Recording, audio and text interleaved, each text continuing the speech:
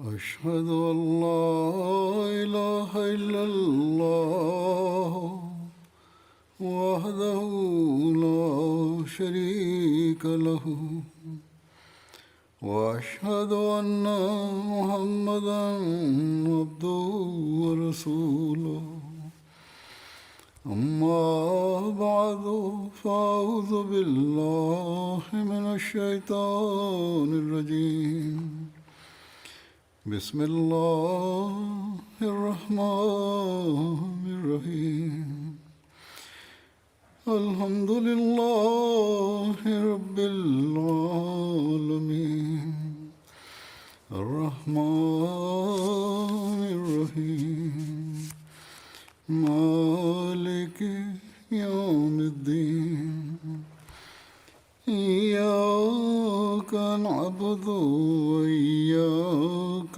نستعين اهدنا الصراط المستقيم صراط الذين أنعمت عليهم غير المغضوب عليهم ولا الضالين.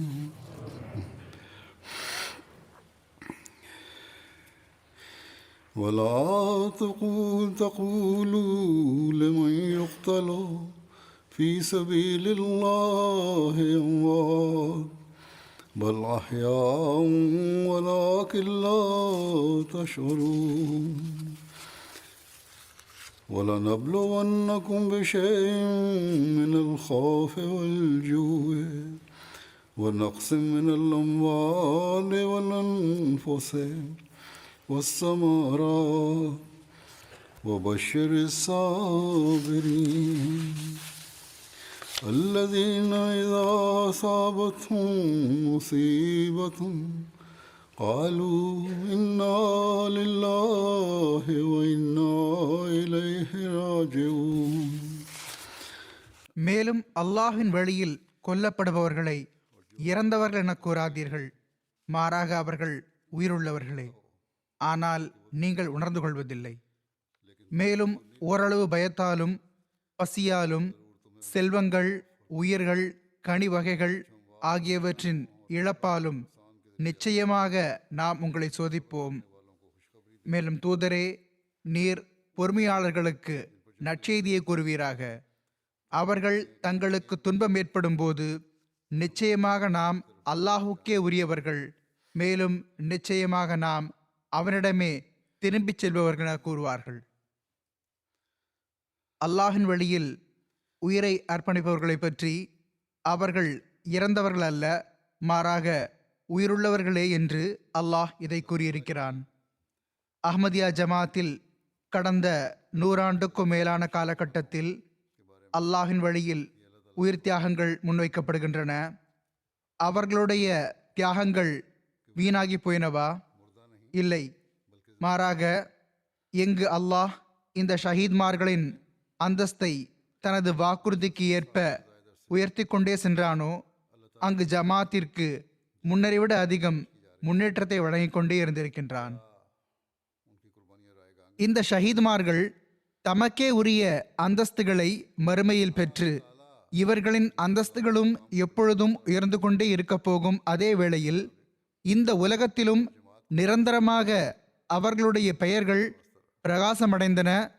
அல்லாஹின் வழியில் அவர்கள் உயிரை அர்ப்பணிப்பது தமக்காக மட்டும் இருப்பதில்லை, அதற்கும் மேற்பட்டு ஜமாத்தின் வாழ்வுக்கும் காரணியாக அமைகிறது.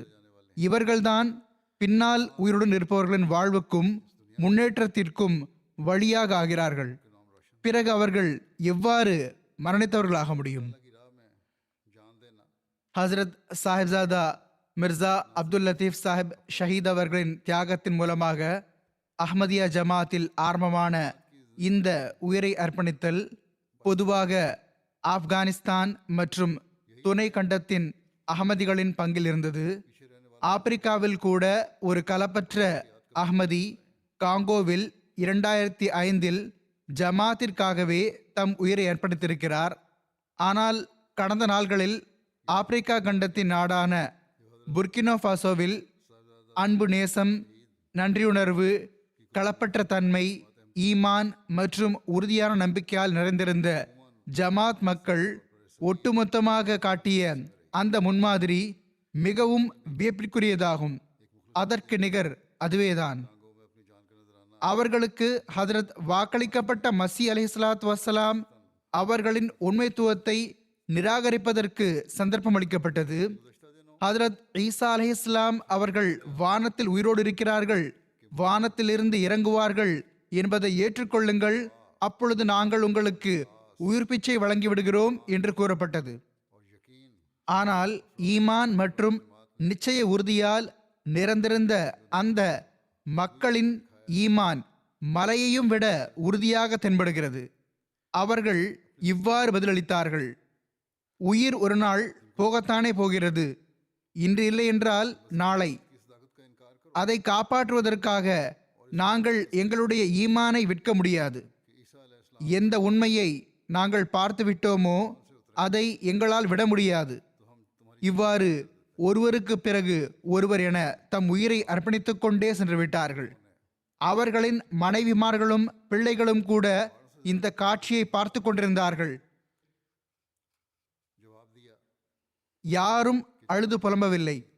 ஆக இந்த மக்கள்தான் ஹதரத் சாஹிப்சாதா மிர்சா அப்துல் லத்தீப் சாஹிப் ஷஹீத் அவர்களின் தியாகம் இருந்த ஹதரத் வாக்களிக்கப்பட்ட மசி அலைஹிஸ்ஸலாத்து வஸ்ஸலாம் அவர்களின் அந்த காலத்திற்கு பிறகு ஆப்பிரிக்காவில், இன்னும் சொல்வதாயின் அகமதியத்தின் உலகில் தமது தியாகத்துக்கான ஒரு புதிய அத்தியாயத்தை எழுதியுள்ளார்கள்.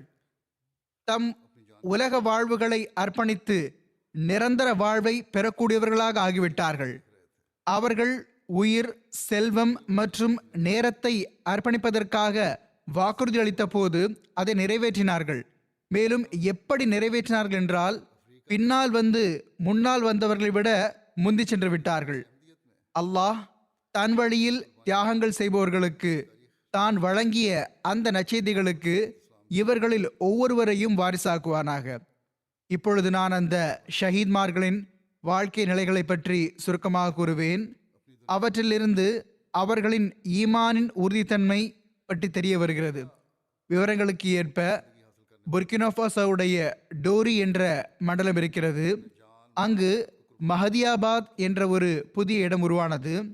அங்கு ஜமாத் இருக்கிறது. ஜனவரி 11 அன்று இஷா நேரத்தில் 9 அஹ்மதி பெரியவர்களை பள்ளியின் வளாகத்தில் மற்ற தொழுகையாளிகளுக்கு முன்னால் வைத்து இஸ்லாம் அஹ்மதியத்தை நிராகரிக்காததன் அடிப்படையில் ஒவ்வொருவரையாக கொன்று ஷஹீதாக்கப்பட்டது. இன்னா லில்லாஹி வ இன்னா இலைஹி ராஜிஊன். அறிக்கைப்படி இஷா நேரத்தில் 4 பைக்கில் ஆயுதம் ஏந்திய 8 பேர் பள்ளிக்கு வந்தார்கள். அந்த ஆயுதம் ஏந்தியவர்கள் அஹ்மதியா பள்ளிவாசலுக்கு வருவதற்கு முன்னால் முதலில் அருகில் அமைந்துள்ள வஹாபிகளின் பள்ளிவாசலில் இருந்தார்கள். அங்கு அவர்கள் மக்ரிபில் இருந்து இஷா வரையிலான நேரத்தை செலவிட்டார்கள். ஆனால் அங்கு அவர்கள் யாருக்கும் எந்த இழப்பையும் ஏற்படுத்தவில்லை. ஏனென்றால் அவர்கள் அகமதிகளுக்காகத்தான் வந்திருந்தார்கள். இந்த தீவிரவாதிகள் அஹ்மதியா பள்ளிவாசலுக்கு வந்தபோது அப்பொழுது பள்ளியில் இஷாவுக்கு பாங்கு சொல்லப்பட்டு கொண்டிருந்தது. அதுவரை சில தொழுகையாளிகளும் வந்துவிட்டிருந்தார்கள், மற்றவர்களும் வந்து கொண்டிருந்தார்கள்.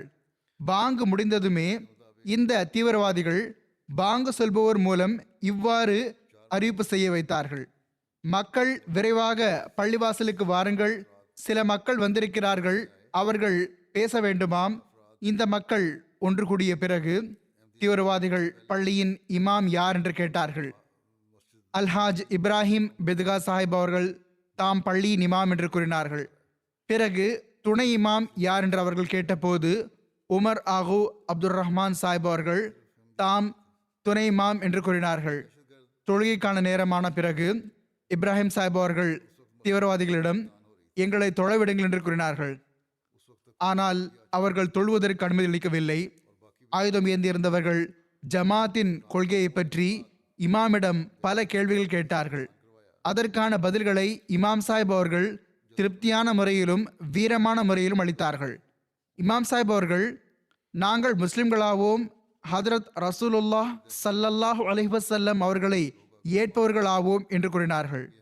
நீங்கள் எல்லாம் எந்த பிரிவைச் சேர்ந்தவர்கள் என்று அவர்கள் கேட்டார்கள்.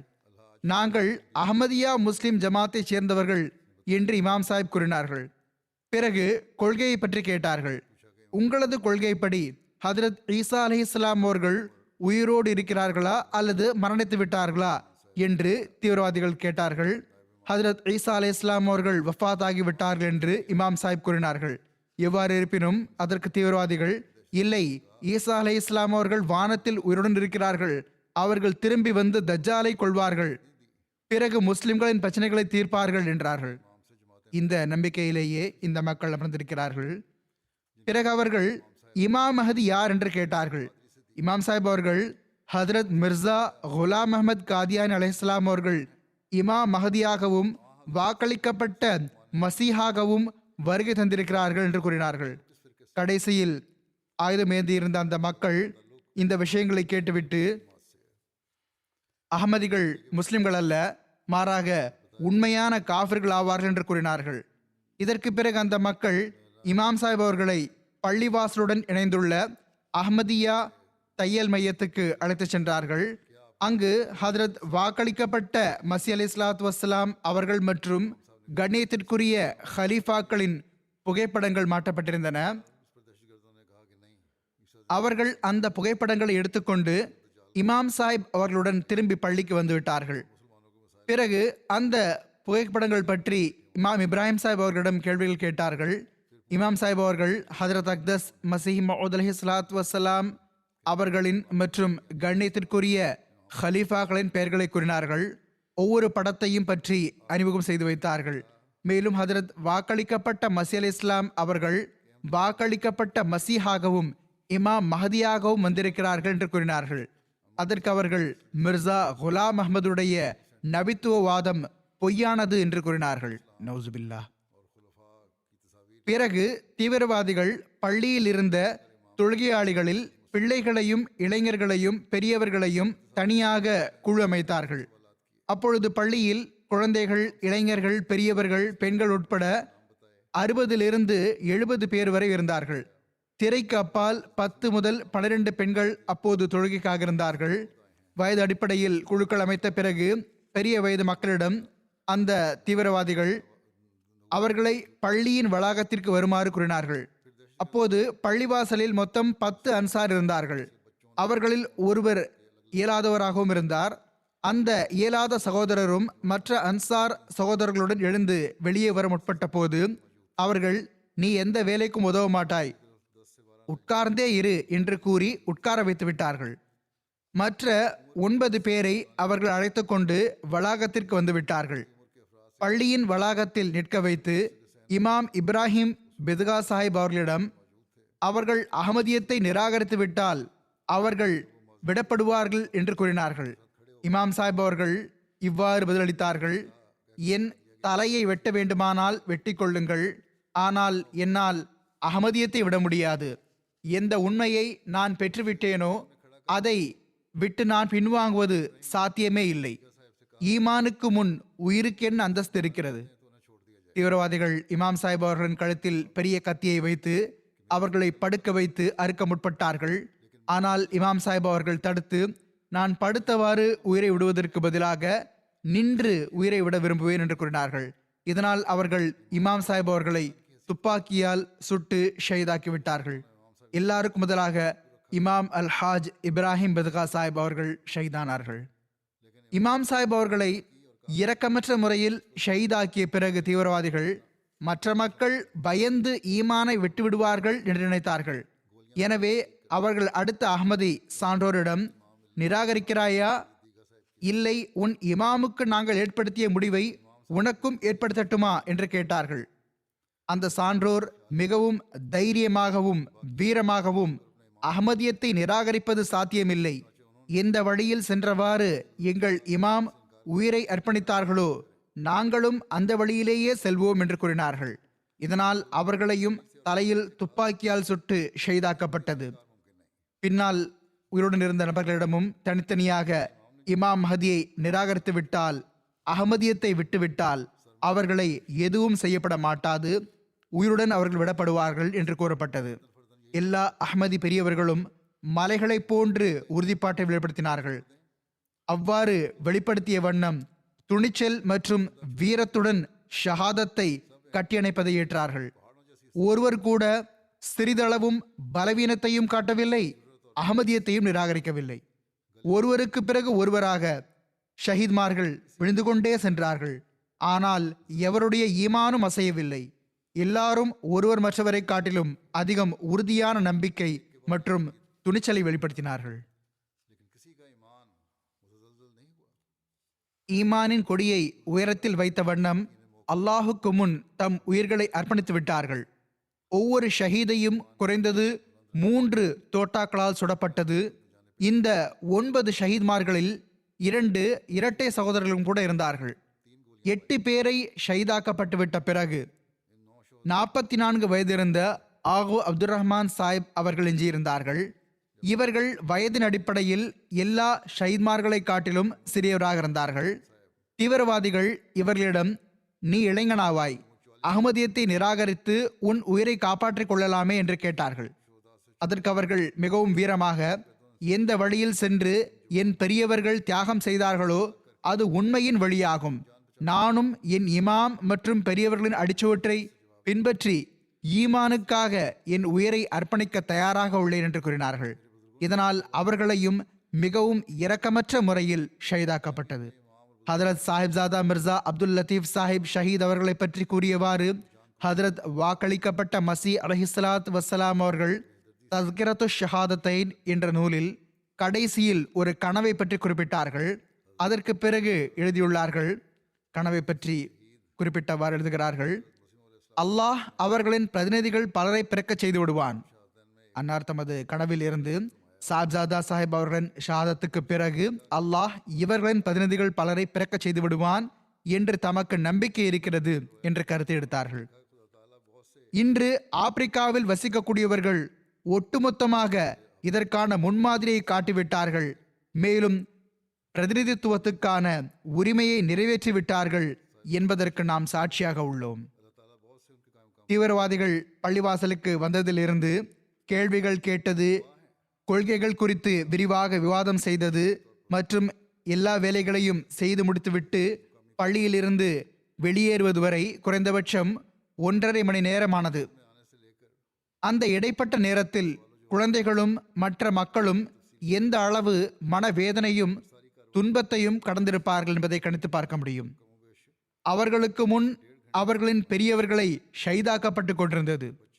பள்ளியிலிருந்து வெளியேறி தீவிரவாதிகள் உடனடியாக ஓடிவிடவில்லை. மாறாக வெகு நேரம் வரை மஹதியாபாதிலே இருந்தார்கள். மேலும் ஆயுதம் ஏந்திய நபர்கள் பள்ளியில் இருந்த மக்களை பார்த்து, நீங்கள் அனைவரும் அகமதியத்தை விட்டுவிடுவதே நல்லது, நாங்கள் மீண்டும் வருவோம். நீங்கள் அகமதியத்தை விடவில்லை என்றாலோ அல்லது யாராவது மீண்டும் பள்ளிவாசலை திறக்க முயற்சி செய்தாலோ நீங்கள் அனைவரும் கொல்லப்படுவீர்கள் என்று மிரட்டவும் செய்திருக்கிறார்கள். இந்த மஹதியாபாத் ஜமாத் எப்போது ஆரம்பிக்கப்பட்டது, இதன் அறிமுகம் என்ன, இது குறித்து இவர்கள் எழுதுகிறார்கள். 1998 கடைசியில் இங்கு முறையாக மிஷன் ஆரம்பிக்கப்பட்டது. ஜமாத் வேகமாக வளர்ந்தது. 1999 தக்னேவால் என்ற ஒரு கிராமத்தின் பெரும்பான்மையினர் அகமதிகளாக ஆகிவிட்டார்கள். இவ்விடத்தில் ஒரு கலப்பற்ற ஜமாத் உருவாகிவிட்டது. இந்த கிராமத்தின் இமாம் அல்ஹாஜ் இப்ராஹிம் பெதிகா அவர்கள் அகமதியத்தை ஏற்றுக்கொள்வதற்கு முன்னர் அந்த பகுதியில் எல்லாரை விட பெரிய வஹாபி இமாமாக இருந்தார்கள். இவர்கள் மிகவும் ஆய்வு செய்த பிறகு பைய செய்தார்கள்.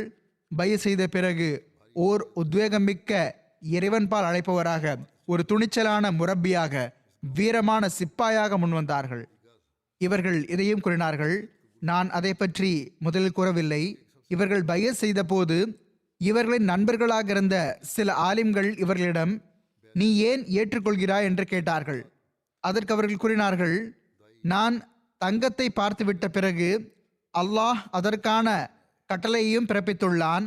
ஹதரத் ரசூலுல்லாஹ் ஸல்லல்லாஹு அலைஹி வஸல்லம் அவர்களின் நபிமொழிகளும் நிறைவேறுகின்றன, விஷயங்களும் நிறைவேறுகின்றன எனும்போது, திருக்குர்ஆனும் அதற்கு சாட்சி பகர்கிறது எனும்போது, இப்போது நான் அதனை நிராகரித்து இழப்பிற்குரியவனாக இருப்பது எப்படி சாத்தியமாகும்?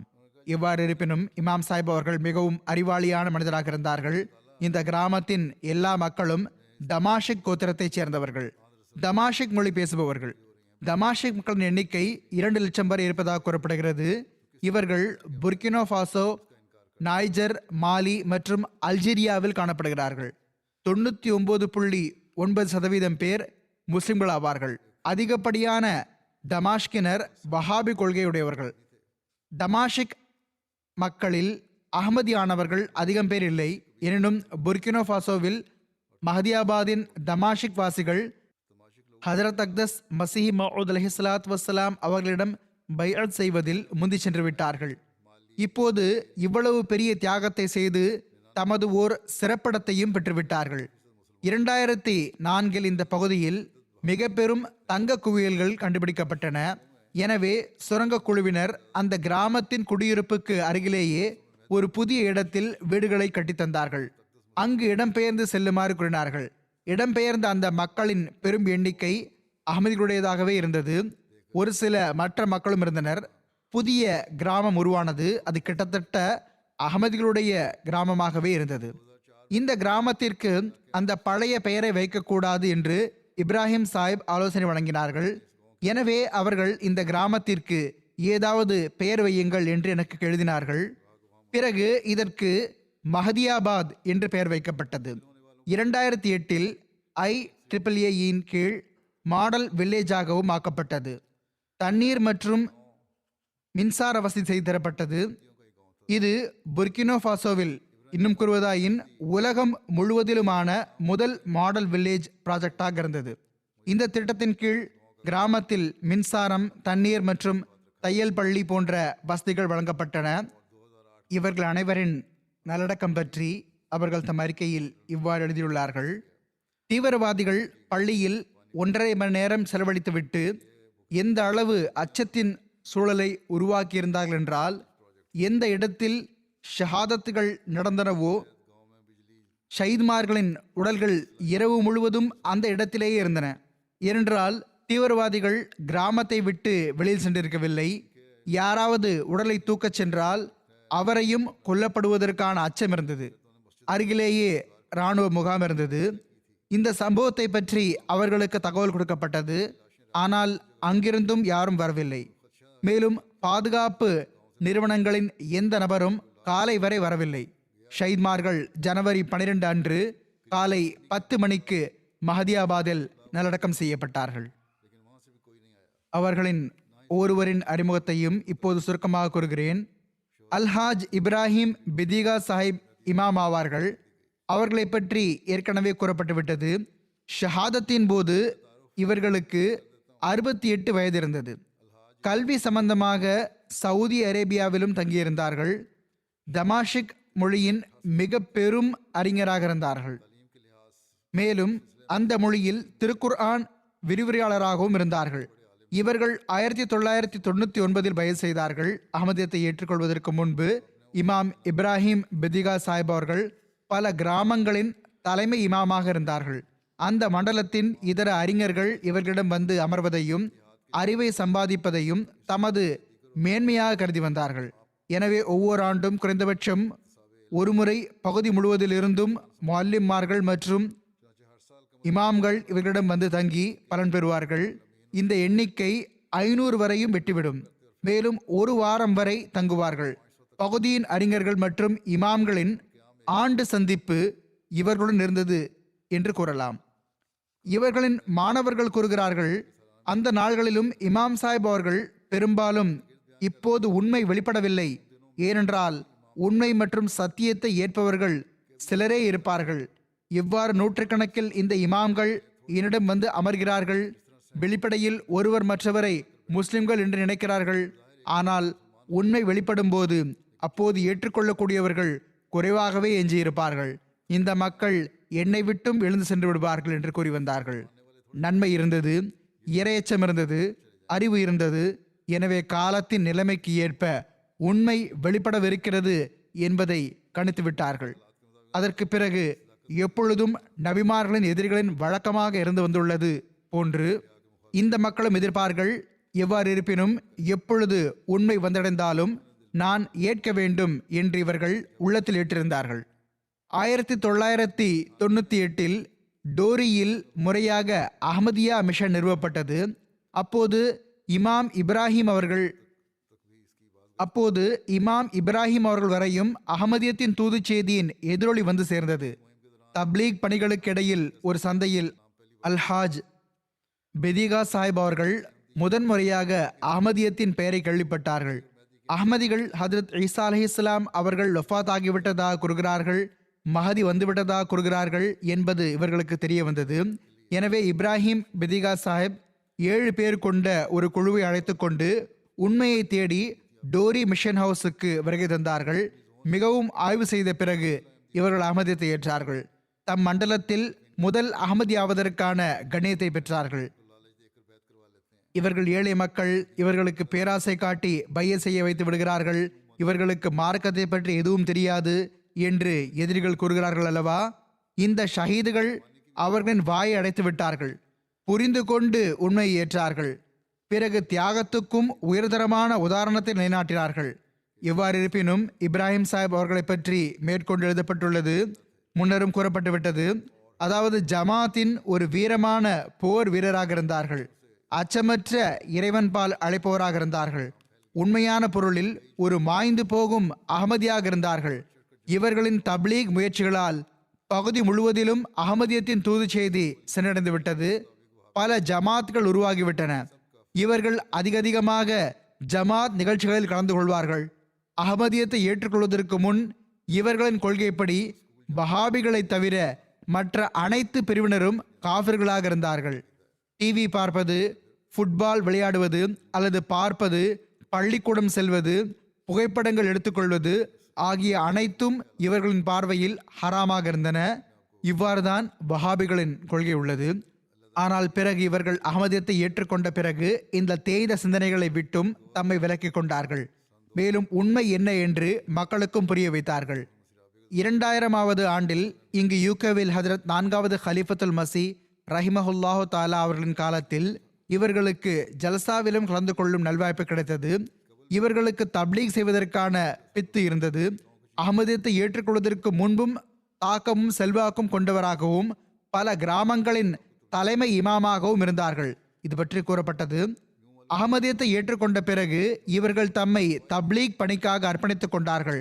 அவர்களுக்கு வேறு எதை பற்றியும் கவலையே இல்லாதது போன்றிருந்தது. இவர்கள் தப்லீகுக்கான வாட்ஸ்அப் குழுமங்களை உருவாக்கி வைத்திருந்தார்கள். அதில் குறிப்பாக தமாஷிக் மக்களுக்காக ஒரு குழுமம் இருந்தது. அந்த குழுமத்தில் Mali, Niger, Ghana, Saudi Arabia, Libya, Tunis, Ivory Coast போன்ற நாடுகளைச் சேர்ந்த மக்கள் இணைந்திருந்தார்கள். தொடர்ச்சியாக அவர்களுக்கு தப்லீக் செய்வார்கள். இரவு பகலாக ஆடியோ தூது செய்திகளை பதிவு செய்து அனுப்பி கொண்டே இருப்பார்கள். பகலோ இரவோ அந்த பணியிலேயே மூழ்கியிருப்பார்கள். பதிலில் எதிரிகள் இவர்களுக்கு ஏசியும் செய்தி அனுப்புவார்கள். எவ்வாறு இருப்பினும் அந்த எதிர்ப்பும் இருந்து வந்தது. இவர்களுக்கு கொலை மிரட்டலும் விடுத்து வந்தார்கள். ஆனால் இவர்கள் ஒருபோதும் எவரிடமும் கோபத்தோடு பேச மாட்டார்கள். மாறாக கொலை மிரட்டல் விடுக்கக்கூடியவர்களுக்கு இவர்கள் உங்களுக்கு நான் பயணச் செலவு கொடுக்கிறேன், வாருங்கள், என்னை கொள்ளுங்கள் என்று கூறுவார்கள். இவர்கள் உபல்லிக்மார்களுக்கும் முஅல்லிம்மார்களுக்கும் இவ்வாறு கூறி வந்தார்கள்: தப்லீக் செய்ய வேண்டும், நிலைமை மோசமானது, எனவே நாங்கள் தப்லீக் சுற்றுப்பயணங்கள் மேற்கொள்ள முடியாது என்பது சாக்குப்போக்காகும். கூறுகிறார்கள், நிலைமை மோசமாகும் போது ஊடகம் மூலமாக தப்லீக் செய்யுங்கள். எவரிடமாவது தொலைபேசியில் நெட் பேக்கேஜ் போடுவதற்கு பணம் இல்லை என்றால் என்னிடம் வாங்கிக் கொள்ளுங்கள். சமூக ஊடகத்தில் குழுமம் உருவாக்குங்கள். வீட்டில் அமர்ந்து கொண்டு தப்லீக் பொருள் பங்கு பெறுங்கள். இவர்களுக்கு ஒரு பித்து இருந்தது, ஒரு ஆர்வம் இருந்தது. இங்கு முரபியாக இருந்துள்ள நாசர் சித்து சாஹிப் கூறுகிறார்கள், 1997 புர்கினோ ஃபாசோ வந்தேன். ஹதரத் 4வது ஹலிஃபத்துல் மசி ரஹிமஹுல்லா அவர்கள் இறைவன் பால் அழைக்கும் பணியை ஒப்படைத்திருந்தார்கள். ஆக அவர்கள் கூறுகிறார்கள், எனக்கு மொழி தெரியாது, எனவே திட்டம் வகுப்பதில் 3 மாத காலம் ஆகிவிட்டது. இதற்கு பிறகு கிராமங்களுக்கு சுற்றுப்பயணம் சென்றேன். இவர்களிடம் இந்த கிராமத்தின் இமாமிடமும் சென்றேன். இவர்களுக்கு ஹதரத் ஈசா அலைஹிஸ்ஸலாம் அவர்கள் வஃபாத் ஆகிவிட்டார்கள், மஹதி மசி வருகை தந்து விட்டார்கள் என்ற செய்தி கிடைத்ததும் இப்ராஹிம் பதிகா சாஹிப் அவர்கள் 7 பேருடன் நமது டோரியின் மிஷன் ஹவுஸுக்கு வந்துவிட்டார்கள். அங்கு கேள்வி பதில்கள் நடைபெற்றன. அவர்கள் கூறுகிறார்கள், இவர்கள் 3 நாட்கள் என்னுடன் இருந்தார்கள். இந்த 3 நாட்களும் இவர்களும் தூங்கவில்லை, என்னையும் தூங்க விடவில்லை. இதற்கு பிறகு இந்த மக்கள் சென்று விட்டார்கள். தினமும் காலையிலிருந்து மாலை வரை உரையாடல் நடைபெற்று வந்தது. அடுத்த வாரம் மீண்டும் வந்தார்கள். தம் புதிய இமாமை உடன் அழைத்து வந்தார்கள். ஆய்வின் இந்த தொடர் 3 மாதங்கள் வரை தொடர்ந்தது. பெரும்பாலான கேள்விகளுக்கு இவர்களுக்கு பதில்கள் வந்துவிட்டிருந்தன. ஆனால் இவர்கள் ஒருபோதும் அகமதியத்தில் நுழைவதற்கான எண்ணத்தை வெளிப்படுத்தவில்லை. கூறுகிறார்கள், எவ்வாறு இருப்பினும் நான் ஹதரத் 4வது ஹலிஃபத்துல் மசி ரஹிமஹுல்லா அவர்களுக்கு துவாவிற்காக கடிதம் எழுதி வந்தேன். ஒரு நாள் இமாம் சாஹிப் அவர்கள் வந்தார்கள். பையத் படிவத்தை நிரப்பினார்கள். நான் அவர்களிடம், தொடர்ந்து வந்து கொண்டிருந்த மற்ற மக்கள் எங்கே, அவர்கள் எப்போது ஏற்றுக்கொள்வார்கள் என்று கேட்டேன். அதற்கு அவர்கள் அனைவரும் ஏற்றுக்கொள்வார்கள், ஆனால் நான் எல்லாருக்கும் முதலாக அஹ்மதியத்தில் நுழைய விரும்பியிருந்தேன், எனவே நான் வந்து விட்டேன் என்று கூறினார்கள். ஹிலாஃபத்துடனும் அளவற்ற நன்றியுணர்வின் தொடர்பு இருந்தது. புர்கினோ ஃபாசோவின் அமீர் சாஹிப் அவர்கள் எழுதுகிறார்கள், ஏறக்குறைய 45 கிராமங்கள் இவர்களின் தாக்கத்தின் கீழ் இருந்தன. இவர்கள் ஹஜ் செய்தார்கள், அங்கிருந்து கல்வி பயின்றார்கள், அரபு மிகவும் நன்றாக அறிந்திருந்தார்கள், பேசியும் வந்தார்கள். அந்த முழு பகுதியிலும் நிறைய தப்லீக் செய்தார்கள், சைக்கிள்களில் செல்வார்கள். அல்லாஹ்வினால் அந்த பகுதியில் பல மக்களை அஹ்மதியத்தின் ஒளியால் பிரகாசமடைய செய்தார்கள். இவர்கள் மூலமாக அந்த பகுதியின் பெரும் பெரும் அறிஞர்கள் அஹ்மதியத்தில் நுழைந்தார்கள். இந்த பகுதியின் பெரும்பாலான ஜமாத்கள் இவர்களின் தப்லீக் காரணமாக உருவாகின. எப்பொழுது லண்டன் வரும்போதும் காலத்தின் ஹலீஃபாவின் உடல்நலம் எப்படி இருக்கிறது என்று இவர்கள் விசாரிப்பார்கள். மிகவும் அன்பை வெளிப்படுத்தி வந்தார்கள். அவர்கள் கூறுகிறார்கள், இந்த அன்புக்கான ஓர் உதாரணம் இதுவே ஆகும். அதாவது MTA-வில் பிள்ளைகளோடு என் வகுப்பு நடைபெறும் போது உருது மொழி முற்றிலும் அறியாதிருந்தும் புரிவது போன்று மிகவும் ஈடுபாட்டுடன் பார்த்து வந்தார்கள். நான் இங்கு இந்த சபையில் அமர்வதும் அதை பார்ப்பதுமே ஈமானுக்கும் அதில் முன்னேற்றம் அடைவதற்கும் பெரிதும் காரணமாக உள்ளது என்றே கூறி வந்தார்கள். விருந்தோம்பல் செய்யக்கூடியவராகவும் மௌனமான இயல்புடையவராகவும் இருந்தார்கள். ஆனால் ஜமாத்துக்காக பேச வேண்டி வரும்போது பிறகு மிகவும் உணர்ச்சி பொங்க பேசி வந்தார்கள். ஒரு முழுமையான முபல்லிகாக இருந்தார்கள். அகமதி அல்லாதவர்களுடன் தனிப்பட்ட முறையிலும் கூட்டமாகவும் பல விவாதங்களையும் கேள்வி பதில்களையும் இவர்கள் மேற்கொண்டுள்ளார்கள். பிறகு அங்கிருக்கும் இன்னொரு முரப்பி முஹிபுல்லா சாஹிப் கூறுகிறார்கள், நான் இந்த சான்றோர்களை தனிப்பட்ட முறையில் அறிந்திருந்தேன். ஏனெனில் நான் அங்கு பெரும்பாலும் சென்று வந்தேன். ஹிலாஃபத்துடன் அளவற்ற அன்பு செலுத்தக்கூடிய, விருந்தோம்பல் செய்யக்கூடிய, நன்றியுணர்வுள்ள மக்களாக இருந்தார்கள். அவர்கள் கூறுகிறார்கள், இளைஞர்கள் அனைவரும் நாள் முழுவதிலும் பணியில் ஈடுபட்டு கொண்டிருக்கும் போது இந்த பெரியவர்கள் பள்ளிக்கு முன் அமைக்கப்பட்டிருந்த குடிசையில் அமர்ந்து MTA பார்த்து வந்தார்கள். அவர்கள் கூறுகிறார்கள், இவர்கள் ஷஹீதான உடனேயே இவ்வாறு எனக்கு ஓர் இளைஞனின் போன் வந்தது. எங்கள் பெரியவர்கள் ஷஹீதாக்கப்பட்டு விட்டனர், நீங்கள் அகமதியத்தை விட்டு விலகிவிட்டால் நாங்கள் உங்களை விட்டுவிடுவோம் என்று அவர்களிடம் கூறப்பட்டது. ஆனால் அவர்கள் ஷஹாதத்துக்கு முன்னுரிமை அளித்தார்கள். அந்த இளைஞர் இதை கூறினார், இவர்கள் எங்கள் எல்லாரையும் ஷஹீதாக்கி விட்டாலும் கூட நாங்கள் அகமதியத்தை விட்டு விலகப் போவதில்லை. மேற்கொண்டு அந்த இளைஞர் கூறுகிறார், இவர்களோ வெறும் 9 அன்சார் மட்டுமே ஆவார்கள். ஒருவேளை ஹுத்தாம், லஜ்னா என எங்கள் அனைவரையும் ஷஹீதாக்கி விட்டாலும் கூட நாங்கள் அகமதியத்தை விடமாட்டோம் இன்ஷா அல்லாஹ். இந்த ஆன்மாவைத்தான் இந்த ஜமாத்தில் இந்த களப்பற்ற மக்களிடம் அவர்கள் ஏற்படுத்தினார்கள். பெரியவர்களின் தர்பியத் இருக்கும்போது அங்கு உணர்வும் ஈமானும் பிறக்கிறது. உள்ளூர் முபல்லிக் மாயகோ தேஜான் சாஹிப் கூறுகிறார்கள், இமாம் சாஹிப் அவர்களுக்கு கொலை மிரட்டல்கள் வழங்கப்பட்டு கொண்டிருந்தன. ஷஹாதத்துக்கு சில நாள்கள் முன்பு இவர்களிடம் எனக்கு கொலை மிரட்டல்கள் விடுக்கப்படுகின்றன, இந்த மக்கள் என்னை கொன்று விடுவார்கள் என்று கூறினார்கள். நல்லொழுக்கம் பற்றி இவர்கள் கூறுகிறார்கள், தமது குடும்பத்தினர் மற்றும் உறவினர்களுடன் மிகவும் நல்ல முறையில் நடந்து வந்தார்கள். எல்லாருடனும் அனுதாபம் கொள்வது இவர்களின் வழக்கமாக இருந்தது. மற்றவர்களுக்காக தியாகம் செய்வதும் தியாக உணர்வை வெளிப்படுத்துவதும் வெளிப்படையாக தெரியும் பண்புகளாக இருந்தன. பகுதியின் மிகவும் கண்ணியத்திற்குரியவராக இருந்தார்கள். மக்கள் இவர்களுக்கு மிகவும் கண்ணியம் அளித்து வந்தார்கள். இப்ராஹிம் சாஹிப் அவர்கள் ஏதாவது தீர்மானம் எடுத்தால் அல்லது ஏதாவது கூறினால் மக்கள் அதற்கு மதிப்பளிப்பார்கள், அதை ஏற்பார்கள். இவர்களின் மாணவர்களின் எண்ணிக்கை மிகவும் அதிகமாகும். அவர்கள் சிலர் மற்ற அண்டை நாடுகளில் இமாமாகவும் மொல்லிமாகவும் பணிபுரிகிறார்கள். புர்கினோ ஃபாசோவிலும் பலர் மொல்லிமாகவும் உள்ளூர் மிஷனரியாகவும் பணிபுரிகிறார்கள். பிறகு கூறுகிறார்கள், நன்மை, இரையச்சம் மற்றும் நன்மையில் ஒருவரை ஒருவர் முந்துதல் ஆகியவற்றில் மற்றவர்களுக்கு ஒரு முன்மாதிரியாக இருந்தார்கள்.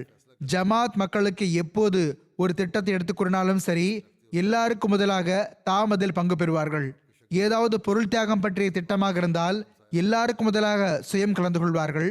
ஜமாத் பணிகளில், ஜல்சாக்களில், இஜ்திமாக்களில் மற்றும் இதர பணி உமரங்களில் ஒருபோதும் பின்தங்கி இருந்ததில்லை. ஐவேளை தொழுகைகளையும் பள்ளிவாசலில் நிறைவேற்றுவார்கள். தஹஜ்ஜுத் தொழுகையை முறையாக பேணி வந்தார்கள். எப்பொழுதாவது ஏதாவது ஒரு ஜமாத் பணியில் இவர்கள் இருக்கவில்லை என்றால் அதற்கு அர்த்தம் ஒன்று இவர்கள் நோய்வாய்ப்பட்டிருப்பார்கள் அல்லது பயணத்தில் சென்றிருப்பார்கள். ஜமாத் பணிகளில் கலந்து கொள்வதற்காக ஒருபோதும் செலவுகளை பற்றி கவலைப்பட மாட்டார்கள். இவர்கள் 2 திருமணங்கள் செய்திருந்தார்கள். அவர்கள் மூலமாக அல்லாஹ் இவர்களுக்கு 11 பிள்ளைகளை வழங்கினான். முரபி ஹாலித் மஹமூத் சாஹிப் அவர்கள் எழுதுகிறார்கள், இந்த மக்கள் களப்பற்ற தன்மை மற்றும் நன்றி உணர்வால் திளைத்திருந்தார்கள். ஹிலாஃபத் மீது பித்து கொண்ட மாய்ந்து போகும் அகமதிகளாக இருந்தார்கள். இவர்கள் கூறுகிறார்கள், 2008 நான் கானாவுக்கு சுற்றுப்பயணம் சென்ற போது அது ஹிலாஃபத் நூற்றாண்டு வருடமாக இருந்தது. நான் கானாவுக்கு சுற்றுப்பயணம் மேற்கொண்டேன். அங்கு ஜல்சாவுக்கு சென்றேன். அப்போது புர்கினா ஃபாசோ மற்றும் மாலி போன்ற இடங்களில் இருந்தும் ஆயிரக்கணக்கான அகமதிகள் என்னை சந்திப்பதற்காக வந்திருந்தார்கள். அந்த சந்தர்ப்பத்தில் கானா ஜமாத் விருந்தோம்பல் மற்றும் தங்கும் வசதிக்கான ஏற்பாடுகளையும் மிகவும் நன்றாக செய்திருந்தது. ஆனால் அவ்வாறிருந்தும் டோரியில் இருந்து வந்திருந்த சில மக்களுக்கு, இவர்களும் அவர்களில் சிலராக இருந்தார்கள், அவர்களுக்கு உணவு கிடைப்பதில் தாமதம் ஏற்பட்டுவிட்டது அல்லது உணவு கிடைக்கவில்லை. பிறகு வெகு நேரத்திற்கு பிறகு இரவு கடையில் இருந்து வரவழைக்கப்பட்டு கொடுக்கப்பட்டது. இதனால் அவர்கள் என்னை சந்தித்த போது நான் அந்த முரபி சாஹிப் அவர்களிடம் என் சார்பாக இவர்களுக்கு வருத்தம் தெரிவித்து விடுங்கள், மனமகிழச் செய்யுங்கள் என்று கூறினேன். அங்கு அவர்கள் இருந்தார்கள். அவர்கள் ஒரே சமயத்தில் மற்றவர்களோடு சேர்ந்து கூறினார்கள், நாங்கள் இங்கு காலத்தின் ஹலீஃபா அவர்களை பார்ப்பதற்காக சந்திப்பதற்காக வந்திருந்தோம். பார்த்துவிட்ட பிறகு, சந்தித்து விட்ட பிறகு எங்கள் களைப்பும் பசியும் தீர்ந்துவிட்டது. எங்களுக்கு எந்த முறையீடும் இல்லை. இன்னும் சொல்வதென்றால் நாங்கள் பரஸ்பரம் அமர்ந்து அந்த சந்திப்பை பற்றியே பேசுகிறோம், அதிலிருந்து ஆனந்தம் அடைகிறோம். இவ்வாறு இருப்பினும் இவ்வளவு தூரம் பயணம் செய்து வந்திருக்கிறார்கள். பல பேர் அப்போது சைக்கிள்களிலும் வந்திருந்தார்கள். அவர்களுக்கு ஏற்பாடு செய்யப்படவில்லையே என்று அப்போது எனக்கும் கவலையாக இருந்தது. உடனடியாக ஏற்பாடு செய்வதற்கு முயற்சி செய்யப்பட்டது.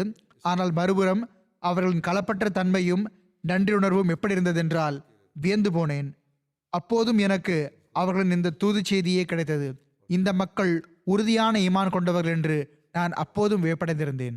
முஅல்லிம் அல்ஹாஜ் மஹமூத் டேகோ சாஹிப் அவர்கள் கூறுகிறார்கள், ஷரீஃப் ஒதே சாஹிப் அவர்கள் பெனினுக்கு சுற்றுப்பயணம் வந்தபோது இமாம் சாஹிப் புர்கினா ஃபாசோவில் இருந்து பேருந்தில் பயணம் செய்து 1000 கிலோமீட்டர் பயண தூரத்தை கடந்து காலை 3 மணிக்கு, இரவு முழுவதும் பயணம் செய்தார்கள், காலை 3 மணிக்கு அங்கு சென்றடைந்தார்கள்.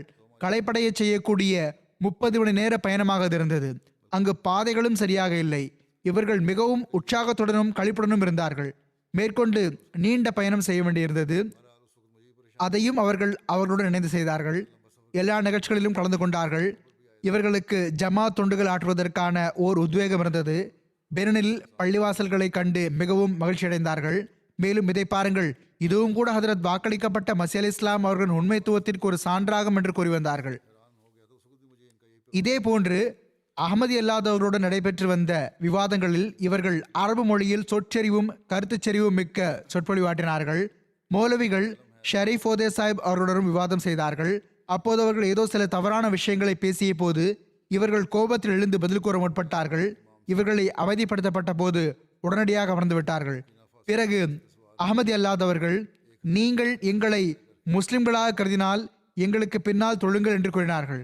அப்போது இவர்கள் எழுந்து நின்று இவ்வாறு கூறினார்கள், எவர்கள் எங்களை காஃபிர்கள் என்று கூறுகிறார்களோ, எங்களின் மற்றும் காலத்தின் இமாமை ஏற்றுக்கொள்வதில்லையோ, அத்தகைய உங்கள் பின்னால் நின்று நாங்கள் தொழுவது எப்படி சாத்தியமாகும்?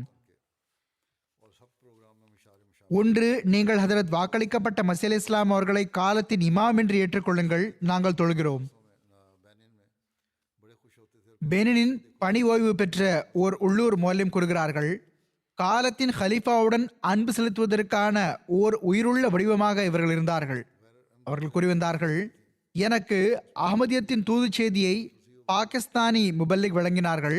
அந்த நாளிலிருந்தே நான் அகமதியாகிவிட்டிருந்தேன். உலகின் வெற்றி ஹிலாஃபத் அமைப்புடனேயே இணைந்திருக்கிறது. இதுவே அசல் வழியாகும் என்பதை நான் கற்றேன். மரணிக்கும் நொடி வரை இதில் நிலைத்து நிற்பேன். முஅல்லிம் சாஹிப் கூறுகிறார்கள், அவர்கள் கூறியதை அவர்கள் உண்மையில் செய்து காட்டினார்கள். பிறகு பெனினின் உள்ளூர் முஅல்லிம் ஈசா சாஹிப் அவர்கள் கூறுகிறார்கள், ஒரு நீண்ட காலமாக இவர்களுடன் எனக்கு தொடர்பு இருந்தது. எத்தகைய ஓர் அகமதியாக இருந்தார்கள் என்றால் இவர்களுக்கு யாருடனும் எந்த கருத்து வேறுபாடும் இருக்கவில்லை. இவர்கள் உண்மையான அகமதியாக இருந்தார்கள். எத்தகைய அகமதி என்றால் எல்லா அமல்களிலும் முன்னால் இருந்தார்கள். தப்லீக் செய்வதில், சந்தா வழங்குவதில், ஒவ்வொரு விஷயத்திலும் முதலிடத்தில் இருந்தார்கள். இந்த காரணத்திலேயே இவர்களால் மற்ற 8 அன்சார் பெருமக்களும் கூட இவர்களுக்கு பின் லப்பை கூறியவாறு தம் உயிர்களை இறைவனுக்கு முன் அர்ப்பணிப்பவர்களாக ஆகிவிட்டார்கள். புர்கினோபாசோவின் ஜாமியாவின் தலைமையாசிரியர் எழுதுகிறார்கள், ஒருவர் ஒரு கனவை பார்த்தார். அதற்கு ஹதரத் 4வது ஹலிஃபத்துல் மசி ரஹ்மஹுல்லா தாலா அவர்கள் ஜமாத்தின் அமீர் சாஹிப் அவர்களுக்கு இவ்வாறு எழுதி அனுப்பினார்கள். கனவு அருளுக்குரியது. அதற்கு பொருள், நாட்டின் மண் உண்மையை ஏற்பதற்கு செழிப்பாக உள்ளது. எனது சுற்றுப்பயணத்திற்கு பிறகு உண்மையை ஏற்றுக்கொண்டு ஒளியால் பிரகாசிக்கும். இறைவன் அவ்வாறே செய்வானாக. ஹதரத் 4வது ஹலிஃபத்துல் மசி ரஹிமஹுல்லா தாலா அவர்களின் சுற்றுப்பயணம் அங்கு செய்யப்படவில்லை என்று நான் கருதுகிறேன். எவ்வாறு இருப்பினும் 2004இல் நான் சுற்றுப்பயணம் சென்றேன். அவர்கள் கூறுகிறார்கள், அதற்கு பிறகு தாங்களும் புர்கினோபாசோவின் மண்ணில் அகமதியத்தின் விதை விதைக்கப்பட்டுள்ளது. அது விரைவாக நிரந்தர கனி தரும் என்று எனக்கு முழுமையாக நம்பிக்கை உள்ளது என்று எழுதியிருந்தீர்கள். உண்மையில் புர்கினா மக்கள் மிகவும் மகத்துவமிக்கவர்களாவார்கள். இறைவன் அவர்களை அகமதியத்தின் ஒளியால் பிரகாசமடைய செய்துள்ளான் என்று எனக்கு மகிழ்ச்சியாக உள்ளது. நான் புர்கினா ஜமாத்தின் மக்களிடம் கண்ட விழிப்புணர்வு வியப்பூட்டக்கூடியதாகும். அடுத்த 2-3 ஆண்டுகளில் அந்த சுற்றுப்பயணத்தின் மாபெரும் விளைவுகள் வெளிப்படும். ஜமாத் விரைவாக வளர்ச்சியடையும் இன்ஷா அல்லாஹ். இதை நான் எனது சுற்றுப்பயணத்திற்கு பிறகு அவர்களுக்கு எழுதியிருந்தேன். ஆப்பிரிக்கா ஜமாத்துகளில் புர்கினோபாசோவின் அகமதிகளில் நான் கண்ட ஒரு சிறப்பான விஷயம் என்னவென்றால், சந்திப்புகளின் போது ஒவ்வொருவரும் என்னை கட்டியணைக்க முயற்சி செய்வார். பிறகு அந்த மக்களின் அன்பும் பார்க்கத்தக்கதாக இருந்தது.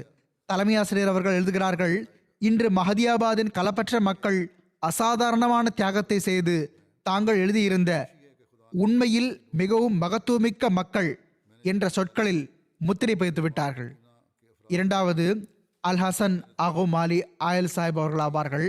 இவர்களுக்கு ஷஹாதத்தின் போது 71 வயது இருந்தது. தொழிலை பொறுத்தவரை விவசாயி ஆவார்கள். 1999இல் அகமதியத்தை ஏற்றுக்கொண்டார்கள். கிராமத்தின் ஆரம்ப அகமதிகள் ஒருவராக இருந்தார்கள். இப்ராஹிம் சாஹிப் அவர்களுடன் இணைந்து டோரி மிஷனுக்கு சென்ற ஆய்வுக்குழுவில் இவர்களும் இருந்தார்கள். இவர்கள் பைய செய்ததிலிருந்து களப்பற்ற தன்மை மற்றும் நன்றியுணர்வில் முன்னேறிக்கொண்டே சென்றார்கள். ஹிலாஃபத்துடன் மிகவும் களப்பற்ற தன்மை கொண்டிருந்தார்கள். ஜமாத்தான தொழுகையை கடைபிடிக்கக்கூடியவராகவும் தஹஜ்ஜுத் தொழக்கூடியவராகவும் இருந்தார்கள். சந்தாக்களை முறையாக செலுத்துவதிலும் தமது குடும்பத்திற்கு தமக்கு பின் ஒரு நல்ல முன்மாதிரி நிலைநாட்டினார்கள்.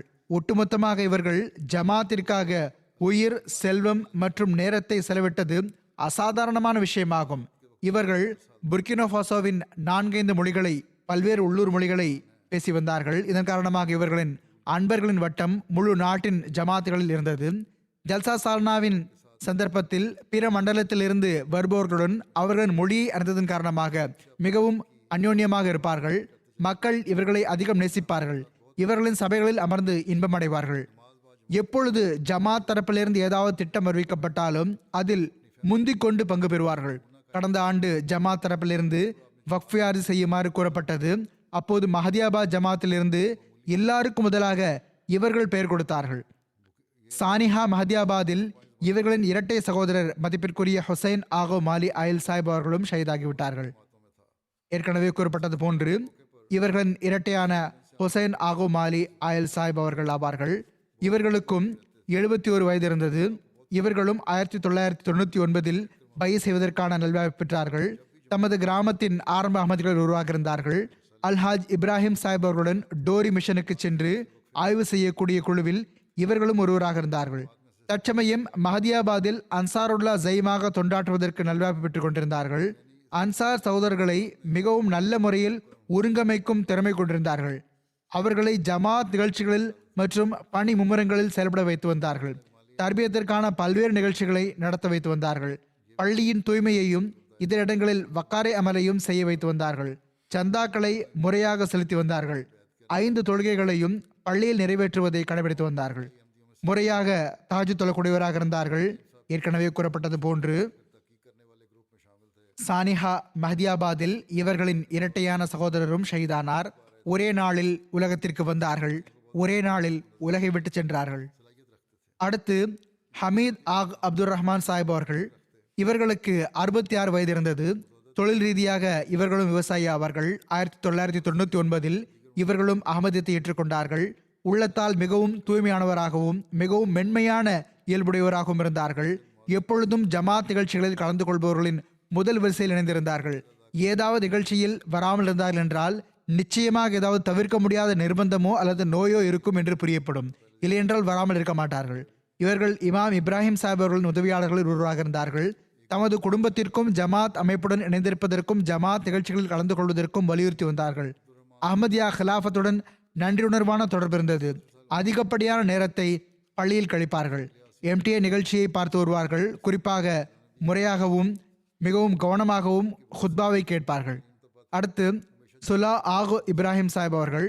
ஷாதத்தின் போது இவர்களுக்கு 67 வயது இருந்தது.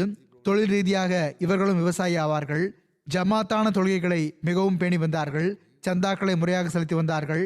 மஜ்லிஸ் அன்சாருல்லாஹின் துடிப்புள்ள உறுப்பினராக ஊழியராக இருந்தார்கள். ஜமாத்தின் மிகவும் களப்பற்ற மனிதராக இருந்தார்கள். இப்ராஹிம் சாஹிப் அவர்களின் தோழராகவும் உதவியாளராகவும் இருந்தார்கள். அல்லாஹ்வினால் அறிவு பெற்றவராக இருந்தார்கள். மார்க்கம் மற்றும் அறிவு சார்ந்த உரையாடல்களை நிகழ்த்துவது இவர்களின் வழக்கமாக இருந்தது. ஜமாத்தில் அன்சார் உறுப்பினர்கள் மத்தியில் ஜமாத்தில் எப்போது அறிவு சார்ந்த உரையாடல் நடைபெற்றாலும் இவர்கள் அத்தகைய சபைகளில் காணப்படுவார்கள். மிகவும் மெல்லிய மற்றும் ஒழுக்கமான இயல்புக்கு சொந்தக்காரராக இருந்தார்கள். சிறியவர் பெரியவர் என ஒவ்வொருவருடனும் நல்ல முறையில் நடந்து கொள்வது இவர்களின் பண்புகளில் ஒன்றாக இருந்தது. ஜல்சா சாலனா அல்லது இஜ்திமாவில் செல்லும் போது யாரிடமாவது பயணத்துக்கு பணம் இல்லை என்பதை பார்த்தால் அல்லது குறைவாக இருக்கிறது என்றால் தம் தரப்பிலிருந்து அவருக்கு உதவி செய்து விடுவார்கள். இவ்வாறு அவரும் கலந்து கொள்ள முடியும். இந்த நாள்களில் இவ்வாண்டு டோரி பகுதியில் இருந்து வெளியேறி பயணம் செய்வது மிகவும் துணிச்சலான பணியாக இருந்தது. ஏனென்றால் எல்லா பக்கமும் தீவிரவாதிகள் தங்களின் தீவிரவாதத்தை பரப்பியிருந்தார்கள். ஆனால் அவ்வாறு இருந்தும் அனைத்து ஆபத்துகளையும் பார்த்தவாறும் மஹதியாபாதிலிருந்து டிசம்பரின் கடைசி வாரத்தில் நடைபெற்ற புர்கினா ஃபாசோ ஆண்டு மாநாட்டில் கலந்து கொண்டார்கள். அடுத்து உஸ்மான் ஆகோ சௌதே சாஹிப் உள்ளார்கள். இவர்களுக்கு 59 வயது இருந்தது. களப்பற்ற மற்றும் உயிரை அர்ப்பணிக்கும் அகமதியாக இருந்தார்கள். ஜமாத்திற்கு பொருள் மற்றும் நேரத்தை தியாகம் செய்யக்கூடியவராக இருந்தார்கள். கடைசியில் அல்லாஹ் உயிரை தியாகம் செய்வதற்கும் நல்வாய்ப்பு வழங்கிவிட்டான். மஹதியாபாதின் பள்ளிவாசலின் கட்டுமானத்தின் போது தண்ணீர் கொண்டு வந்தார்கள். கட்டுமான பணியில் தொடர்ச்சியாக ஒத்துழைப்பு நல்கி வந்தார்கள். அதிகமாக பங்கு பெற்று வந்தார்கள். தொழுகைகளை மிகவும் முறையாக பேணி வந்தார்கள். சந்தாக்களை முறையாக செலுத்தி வந்தார்கள். என்ன சம்பாதித்து வந்தாலும் அதிலிருந்து முதலில் சந்தா தொகையை செலுத்துவார்கள். இத்தகைய சிந்தனை கொண்டிருப்பவர்கள் எதிரிகள் கூறுவது போன்று பணத்தின் மீது ஆசைப்பட்டு பயிர் செய்கிறார்களா? தொழிலின் அடிப்படையில் இவர்கள் ஒரு வியாபாரியாக இருந்தார்கள். காலணி விற்கும் வியாபாரம் செய்து வந்தார்கள். எவரிடமாவது காலணி வாங்க வசதி இல்லாமல் இருந்தால் அல்லது தொகை குறைவாக இருந்தால் அப்போது கூட அவரை வெறுமனே செல்லவிட மாட்டார்கள். யாரையும் வெறுங்காலில் திரும்பி செல்லவிட்டதில்லை. தொகை இல்லை அல்லது குறைவாக இருக்கிறது என்றால் பரவாயில்லை, பிறகு கொடுங்கள் என்று கூறுவார்கள். அடுத்து ஆலி ஆகு மகோயல் அவர்கள். இவர்கள் 1970 பிறந்தார்கள். இவர்கள் தம் தந்தையாருடன் சேர்ந்து 1999 அகமதியத்தை ஏற்றார்கள்.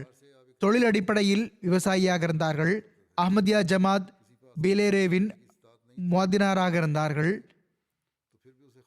சில காலங்களுக்கு முன் தீவிரவாதம் காரணமாக இவர்கள் தமது கிராமத்தை விட்டு இடம்பெயர்ந்து செல்ல நேரிட்ட போது இவர்கள் மஹதியாபாதில் வசிக்க ஆரம்பித்து விட்டார்கள். மிகவும் களப்பற்ற அகமதியாக இருந்தார்கள். தொழுகைகள் மற்றும் சந்தாக்களில் முறையாக இருந்து வந்தார்கள். ஜமாத்தின் எல்லா பணிகளிலும் மிக அதிகமாக பங்கு பெறுவோராக இருந்தார்கள். அடுத்ததாக மூசா ஆகு அத்ரஹி அவர்கள். ஷஹாதத்தின் போது இவர்களுக்கு 53 வயது இருந்தது. இவர்களும் விவசாயம் செய்து வந்தார்கள். ஜமாத் பணிகளில் எப்பொழுதும் முன்னிலை வகித்து வந்தார்கள். அஹ்மதியாவதற்கு முன்பு வஹாபியா பிரிவில் மும்முரமான உறுப்பினராக இருந்தார்கள். தொழுகைகளை முறையாக பேணக்கூடியவர், தவறாமல் தஹஜ்ஜுத் தொழக்கூடியவர் ஆவார்கள். மக்ரிப் தொழுகைக்கு பள்ளிவாசலுக்கு வந்தால் இஷா தொழுதுவிட்டு தான் திரும்பிச் செல்வார்கள். மக்ரிப் மற்றும் இஷா நேரத்தை பள்ளிவாயலில் கழித்து திக்ரே இலாஹியில் ஈடுபட்டு கொண்டிருப்பார்கள். ஓர் உண்மையான நம்பிக்கை கொண்ட அகமதியாகவும் களப்பற்றவரான மாய்ந்து போகக்கூடிய அகமதியாகவும் இருப்பதற்கு செயல் முன்மாதிரியாக திகழ்ந்தார்கள் என்று இவர்களை பற்றி அனைவரும் சாட்சியளிக்கிறார்கள். இவர்கள் தவறாமல் எனக்கு துவாவிற்கான கடிதங்களும் எழுதி வந்தார்கள். நானும் காலத்தின் ஹலீஃபா அவர்களுக்காக தவறாமல் துவா செய்கிறேன் என்று கூறியும் வந்தார்கள். பிறகு 9வதாக ஆகோ உமர் ஆகோ அப்துல் ரஹ்மான் சாஹிப் அவர்கள் ஆவார்கள். ஷஹாதத்தின் போது இவர்களுக்கு 44 வயது இருந்தது. முன்பே கூறியதை போன்று அனைவரையும் விட சிறிய வயதுள்ளவராக இருந்தார்கள். 1999 20 வயதில் இவர்கள் அகமதியத்தை ஏற்றார்கள். அதற்கு பிறகு ஜமாத் உடனான தொடர்பு மற்றும் நன்றியுணர்வில் முன்னேறி கொண்டே சென்றார்கள்.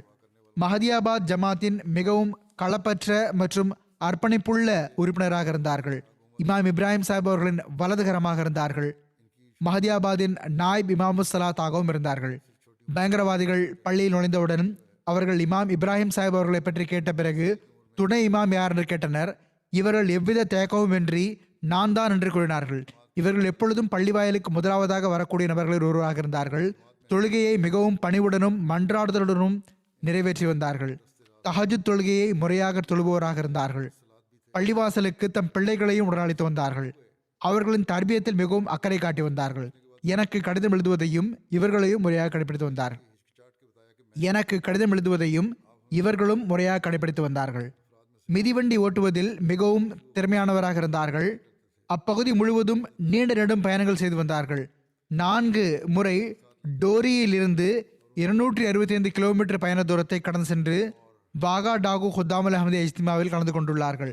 2008 ஹிலாஃபத் நூற்றாண்டு மாநாட்டில் புர்கினோ ஃபாசோவிலிருந்து கானா வரை சைக்கிள்களில் செல்லக்கூடிய பயணக்குழுக்களில் இவர்களும் இருந்தார்கள். இங்கு ஒவ்வொரு பெயருடனும் ஆகு என்ற சொல் பயன்படுத்தப்பட்டுள்ளது. இவர்களுடைய அறிக்கையின் மூலம் நான் புரிந்து கொண்டது என்னவென்றால், இதனுடைய அர்த்தம் இன்னார் மகன் என்பதாகும். அதாவது இன்னார் மகன், இன்னார் மகன் என்பதே ஆகும். எவ்வாறு இருப்பினும் இவர்களை பற்றி மேற்கொண்டு அவர்கள் எழுதுகிறார்கள், 8 நபர்களை ஷஹீதாக்கிய பிறகு கடைசியில் ஆகு உமர் ஆகு அப்துல் ரஹ்மான் சாஹிப் அவர்கள் எஞ்சியிருந்தார்கள். தம் வயது அடிப்படையில் அனைவரையும் விட சிறியவராக இருந்தார்கள். பயங்கரவாதிகள் இவர்களிடம், நீ இளைஞனாக இருக்கின்றாய், அகமதியத்தை நிராகரித்து உன் உயிரை காப்பாற்றிக் கொள்ளலாம் என்றார்கள். அதற்கு இவர்கள், எந்த வழியில் சென்று என் மூதாதையர்கள் தியாகம் செய்தார்களோ, நானும் என் இமாம் மற்றும் முன்னோர்களின் அடிச்சுவட்டில் நடந்து ஈமானுக்காக என் உயிரை அர்ப்பணிக்க தயாராக உள்ளேன் என்று வீரமாக பதிலளித்தார்கள். இதனால் இவர்களை மிகவும் இரக்கமின்றி முகத்தில் சுட்டு ஷஹீதாக்கப்பட்டது. புர்கினோ ஃபாசோவில் பொதுவாக நிலைமை மிகவும் மோசமாக உள்ளது. பயங்கரவாதிகள் பல பகுதியில் மார்த்தட்டி திரிகிறார்கள். சில நாட்களுக்கு முன்பு தீனியா மஜ்லிஸின் காயித் சாஹிப் தலைமையகத்தில் சென்டருக்கு மிஷன் ஹவுஸுக்கு வந்திருந்தார்கள். அவர்கள் கூறுகிறார்கள், என்னுடைய கிராமத்தில் நான் பலசரக்கு கடை வைத்துள்ளேன். ஒரு நாள் பயங்கரவாதிகளில் ஒருவன் இவர்களின் கடைக்கு வந்தான். இது முற்றிலும் வேறொரு பகுதியாகும். ஏதோ வாங்க வந்தான்.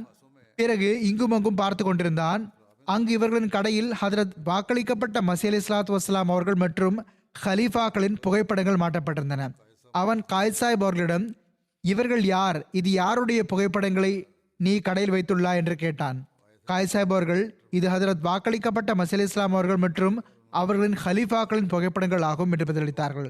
அதற்கு அவன், வாக்களிக்கப்பட்ட மசி இல்லை, மாறாக முஸ்லிம்களில் சில மக்கள் ஒன்று கூடி ஒரு பிரிவை ஏற்படுத்தி கொண்டார்கள். இது அந்த மக்கள் தான். இந்த மக்கள் காஃபிர்கள் ஆவார்கள் என்று கூறினான்.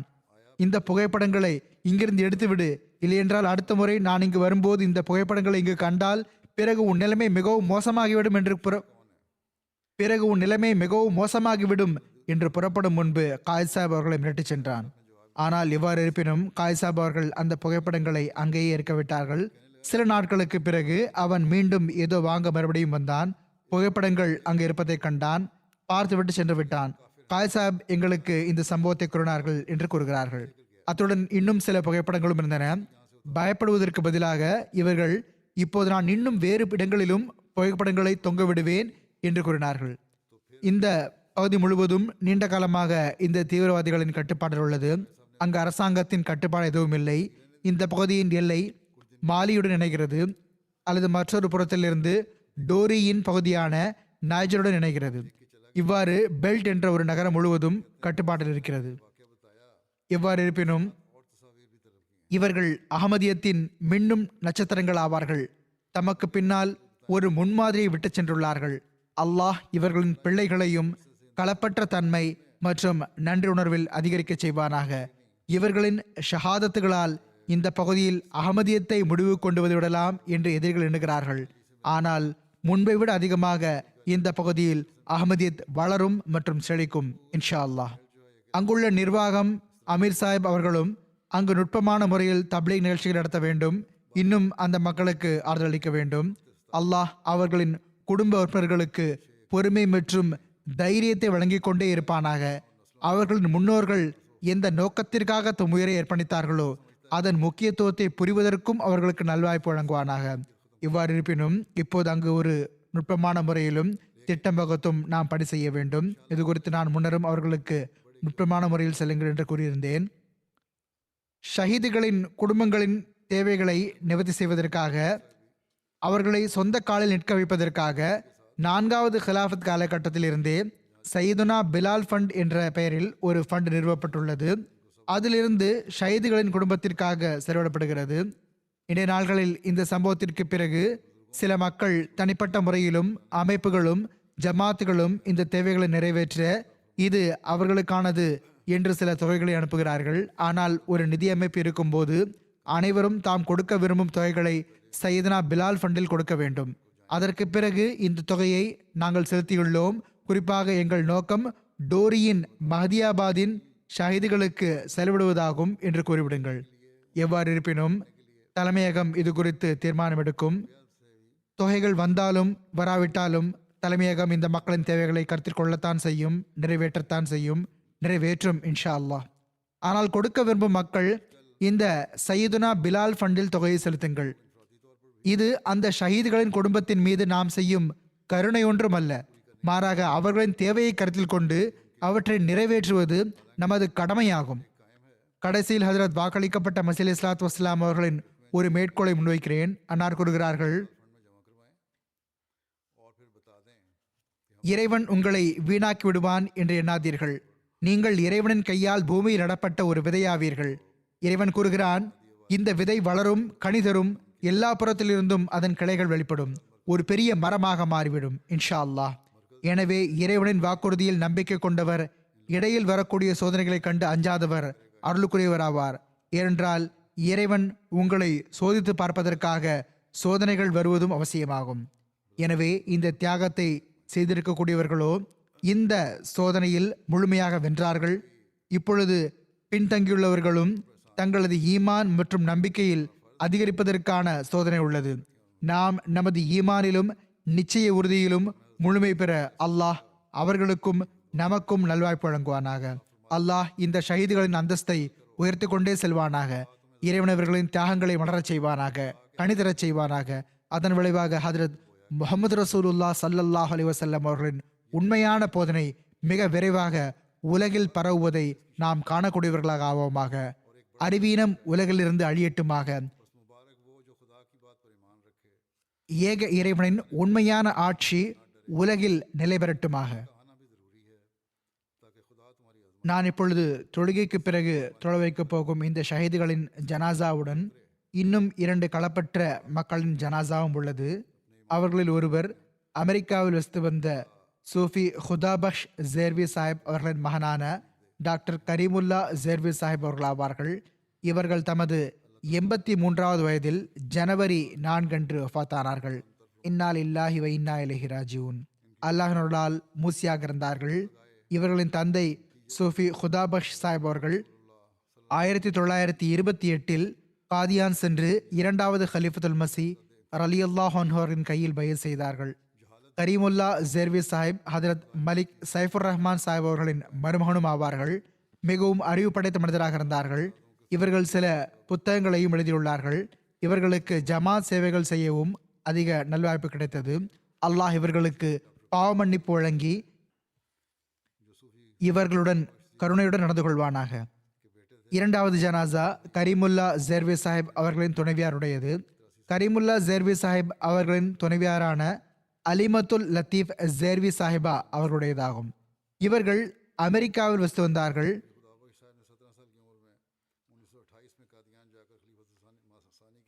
இவர்கள் மலிக் சைஃபுர் ரஹ்மான் சாஹிப் அவர்களின் மகளாவார்கள். இவர்கள் தம் கணவரின் வஃபாத்திற்கு 2 நாள்களுக்கு பிறகு ஜனவரி 6 அன்று 78 வயதில் வஃபாத்தாகிவிட்டார்கள். இன்னா லில்லாஹி வ இன்னா இலைஹி ராஜிஊன். மர்ஹூமா மூசியாவாக இருந்தார்கள். நான் கூறியதை போன்று மலிக் சைஃபுர் ரஹ்மான் சாஹிப் அவர்களின் மகளாக இருந்தார்கள். இவர்களின் தாயார் பெயர் ரஷீத் ஷோகத் ஆகும். அவர்கள் ரவ்வாவில் வெளிவரும் மிஸ்பாஹ் இதழின் ஆசிரியையாக இருந்துள்ளார்கள். இவர்கள் காதானில் பிறந்தார்கள். மிகவும் அறிவுசார் ஆர்வம் கொண்ட பெண்மணியாக இருந்தார்கள். படித்திருந்தார்கள். எம்எஸ்சி முடித்திருந்தார்கள். இவர்களுக்கு ஜமாத் சேவைகளுக்கான நல்வாய்ப்பும் கிடைத்தது. அல்லாஹ் மர்ஹூமா அவர்களுக்கும் பாவமன்னிப்பு வழங்கி கருணையுடனும் நடந்து கொள்வானாக. இவர்களின் சகோதரர் மலிக் முஜிபுர் ரஹ்மான் சாஹிப் தம் சகோதரி மற்றும் சகோதரியின் கணவரை பற்றி இவர் எழுதுகிறார்கள். மிகவும் அன்பு செலுத்தக்கூடிய தம்பதிகளாக இருந்தார்கள். இவர்கள் மிகவும் கஷ்டங்களை சகித்துள்ளார்கள். ஆனால் எப்பொழுதும் எந்த விஷயத்தை பற்றியும் எதுவும் முறையிட்டதில்லை. நான் இவர்களை எப்போதும் எவரை பற்றியும் எதிர்மறையாக எதுவும் பேசி பார்த்ததில்லை. இருவருமே ஆழமான அறிவு பெருங்கடலாக இருந்தார்கள்.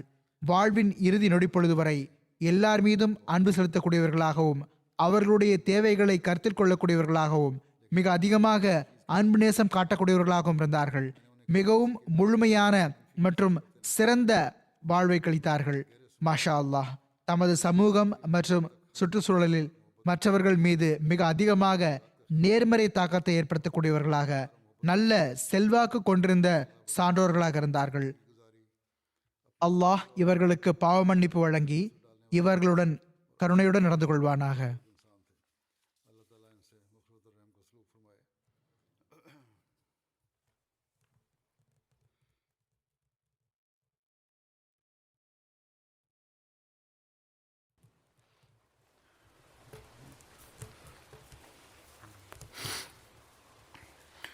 الحمد لله نحمده ونستعينه ونستغفره ونؤمن به ونتوكل عليه ونعوذ بالله من شرور أنفسنا ومن سيئات أعمالنا من يهده الله فلا مضل له ومن يضلل فلا هادي له ونشهد أن لا إله إلا الله ونشهد أن محمدا عبده ورسوله عباد الله رحمكم الله إن الله يأمر بالعدل والإحسان وإيتاء ذي القربى وينهى عن الفحشاء والمنكر والبغي يعظكم لعلكم تذكرون اذكروا الله يذكركم وادعوه يستجب لكم ولذكر الله أكبر.